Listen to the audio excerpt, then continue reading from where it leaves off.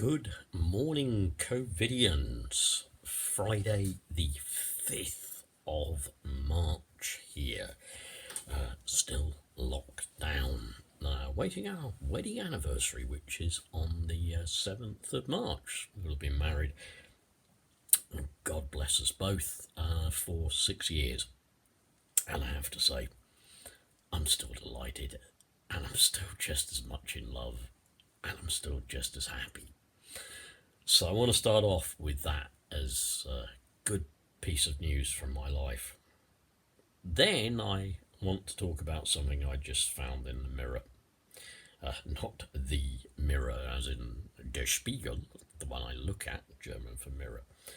This is about a family of a man who was called Errol Graham, who brought a case against the government in the High Court. As it says on the Mirror headline here, family of 5-stone man who starved after disability benefit cuts lose their case on budget day. And just see if you can see Errol on that for a second. Yeah, there he is. Poor old Errol. You know that TV sitting in front of, that is an ancient TV set. It might be an old picture, but just for those who go, oh, well, they all get colour TVs, don't they? I mean, they're not really disabled, are they? I mean, if we give them benefit, that one there will go away and spend it on rum and drink and drugs. Well, we don't give it to them because they're not disabled, really. Yeah, he's not disabled. He was disabled. They cut his benefits. He weighed 5 stone when he died.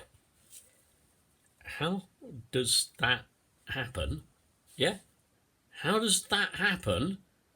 Is our society even considered civilised? And they lose the case against the DWP. Well, I'm glad that they tried to take them to court, but obviously not going to win, unfortunately. The Mirror says, on the morning of budget day, the family of Errol Graham, who starved to death in Nottingham, in a Nottingham flat, months after his disability benefits were stopped, lost their High Court case against the government. Errol weighed 4.5 stone when his body was found by bailiffs. He'd been living with a single light bulb, and his cupboards were bare, except for a couple of tins of fish. There were distressing clues to the state of his mind, and in a letter, he, in neat handwriting, pleading with the DWP, please judge me fairly. It reads that he intended to take it to a meeting I have to come to today on my own, it says at one point. Today, Alison Turner, Alison, I'm thinking of you, fiancée of Errol's son Lee, said the family were deeply disappointed by the verdict. No wonder, I understand that. It's easier for someone to see someone as just as a statistic and forget that they're human, she told me the evening before the case began. We want the DWP to admit they were in the wrong and should have taken better care of Errol. We want them to acknowledge the human cost of one bad decision. My kids can't see Grandad anymore because someone made a bad decision. The timing of the court case seemed to be coincidental in that it was during the budget, and the government and the budget had, quote, nothing for disabled people. They don't care, do they? They really don't care.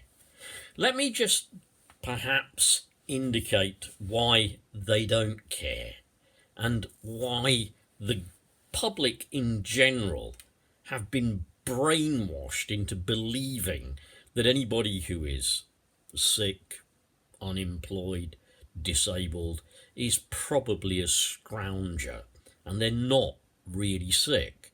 They're not really unemployed.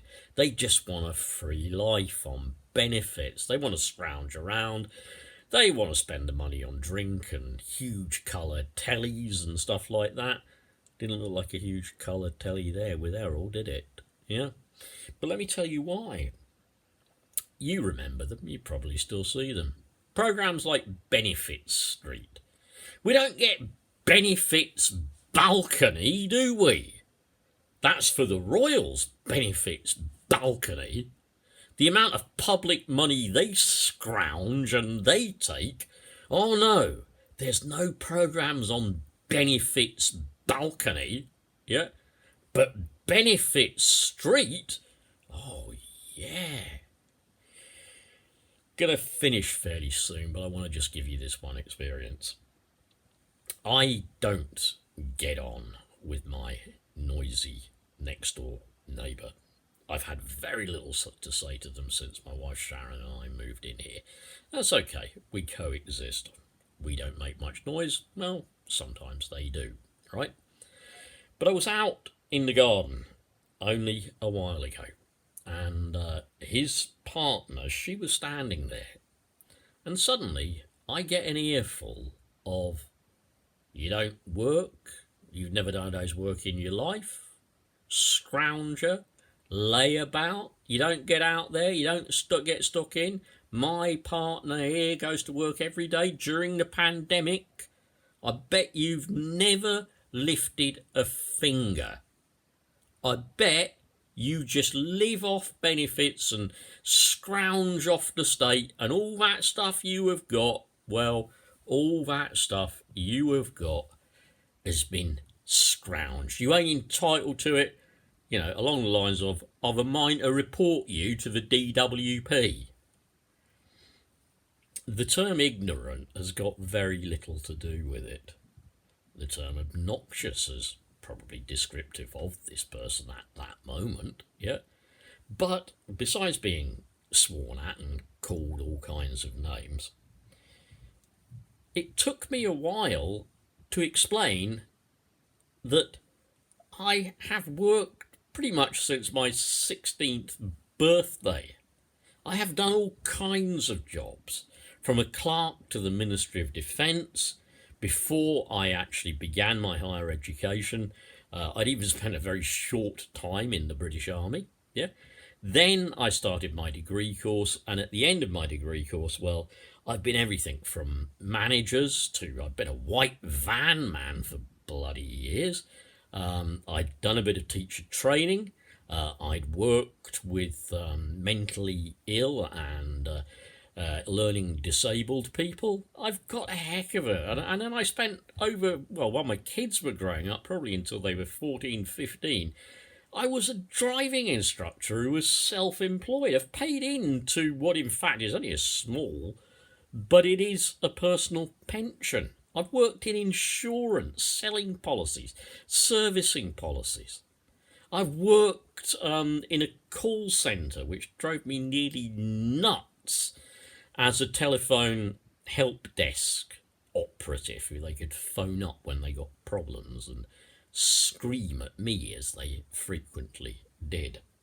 Then I had a heart attack and I had major heart surgery.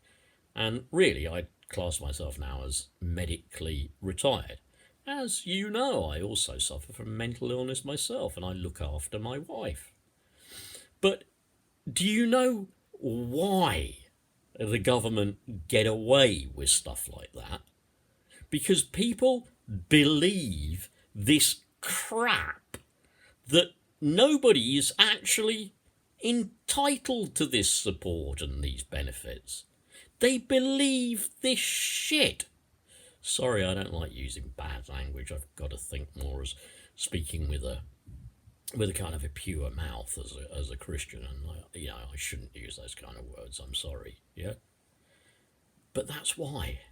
And sadly, COVID or no COVID, there will be more and more people like Errol.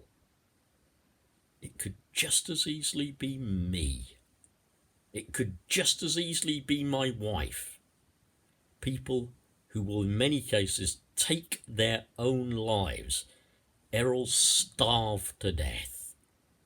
And what have the British legal system done? The likes of Theresa Coffey, evil person, an evil woman, an evil person who's part of an evil Tory regime. Spare a thought for Errol and those he left behind, those he loved and he was loved too.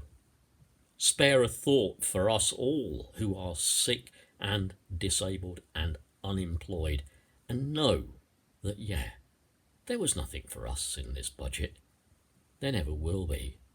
But it's the likes of us who will, through cuts and things like that, will be paying for COVID.